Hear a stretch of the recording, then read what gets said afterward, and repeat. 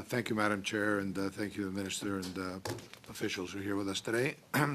Minister, how did Pakistani national Gulfam Hussain, who has a criminal conviction in the UK for adult sexual activity with a child family member 13 to 17 years old, get a visitor visa to come into the country? Okay, well, thanks for that question. So all people applying to visit Canada are screened under our security regulations. When they get here, yes? Mr. This vile rapist of a young girl is on the UK sex offender registry. So I ask you again, if they're screening, as you're suggesting, how did he get a visitor visa? So again, Canadians are concerned when reports suggest someone who's committed serious crimes abroad has entered Canada. And that is exactly why Canada must continue to maintain and strengthen the screening and enforcement Minister, systems. that's a talking point. I'm talking about an actual case of a rapist who came into this country, who from a G7 country, who was on the child abuse registry of the United Kingdom. Okay. Clearly giving me a talking point as an answer doesn't answer the question of how that person got into this country.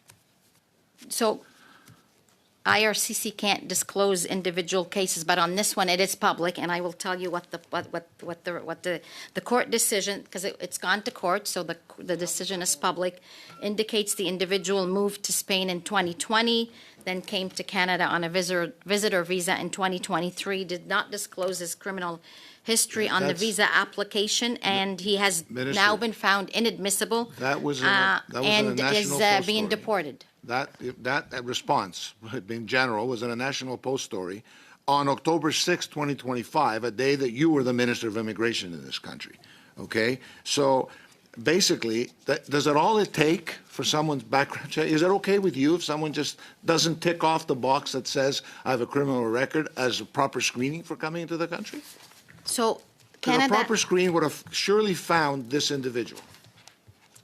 So Canada has a robust screening process. I doubt it. This is not explaining it at all. Really? You have a robust screening system when someone that's on the child registry got into this country? It begs the question, how many more of these vile people are walking around our streets, in our communities, around our schools, around our community centers, around our children?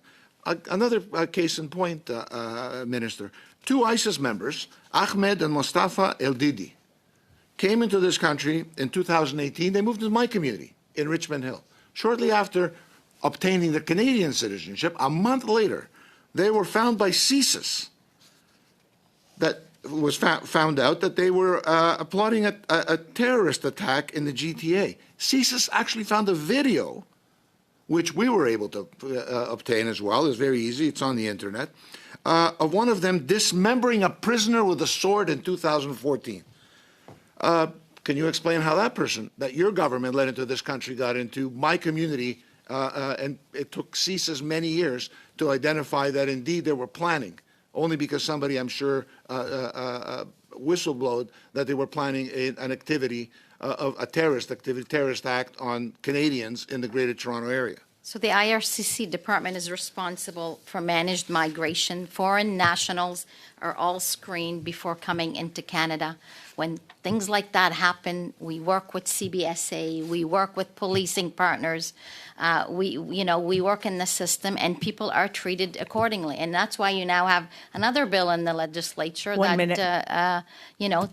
Minister, with criminals. You mentioned CBSA. CBSA officials testified before this committee that IRCC officials can and do overrule CBSA and issue permits even if CBSA has given a negative assessment. Why? I'm sorry, who can?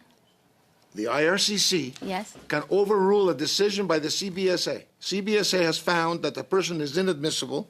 They get a negative assessment, and the IRCC has and does, on occasion, overrule the decision of the CBSA. Can you explain why your officials would overrule something like that?